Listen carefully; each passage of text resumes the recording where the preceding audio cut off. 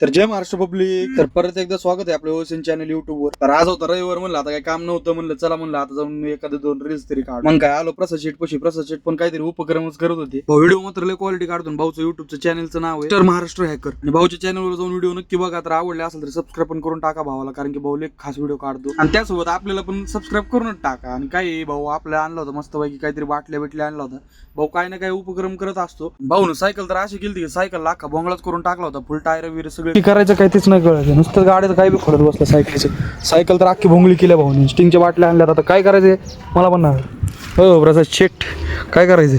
मग काय भाऊचा झाला व्हिडिओ. भाऊने केलं तर चांगला राडा. तुम्हाला पण तो व्हिडिओ बघायचा असेल तर डिस्क्रिप्शन मध्ये त्याची लिंक देतो, नक्की जाऊन बघा व्हिडिओ कसा वाटतो आणि नक्की सबस्क्राईब करा. मग काय निघलो प्रसाद शेट सोबत. मला पण रील्स काढायचे होते एक दोन. भाऊ पशी होता आहे पण म्हणलं चला भाऊ. मग काय तेवढंच बसलो होतो की लगेच फोन आला की रामटेकडी मध्ये साऊंड येत. मग काय तुमचा भाऊ लगेच गाडीवर बसला की डायरेक्ट किका मारत होतो. किका गाडीच्या बसतच नव्हत्या. प्रसाद शेट मी वैतून गेलो होतो. म्हणलं बाकीचं जाऊ दे, तर आता म्हणलं होणार आहे कॉम्पिटिशन. म्हणलं आता लवकर लवकर निघा. प्रसाद शेट आम्ही निघलो सगळे.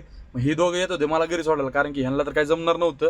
म्हणलं जाऊ दे चला काही विषय नाही. म्हणलं तुम्ही दोघं नका येऊ, मी जातो म्हणलं. तर घरी आलोच होतो तेवढंच आपल्या दोन पार्सल भेटले, जे की आपल्या बहिणीने एक हैदराबादवरून आणि एक लातूरवरून पाठवले. तर राख्या होत्या त्याच्यामध्ये. त्यांना तर काही जमणार नव्हतं. म्हणलं जाऊ दे म्हणलं आता काही. म्हणलं सख्य बहीण नसली म्हणून काय झालं, तर सख्य बहिणीपेक्षा जास्त जीव लावतात मला. मग काय म्हणलं आता आऊसाहेब कडून बांधून घेऊ. मग आमच्या आऊसाहेब याच्या पहिले कधी दाखवलं नाही, आता दाखवतोय. तर हा मिनी ब्लॉग तुम्हाला कसा वाटला मला नक्की कमेंट करून सांगा. आता आपण डायरेक्ट भेटू कॉम्पिटिशन मिनी ब्लॉग मध्ये. तोपर्यंत जय महाराष्ट्र.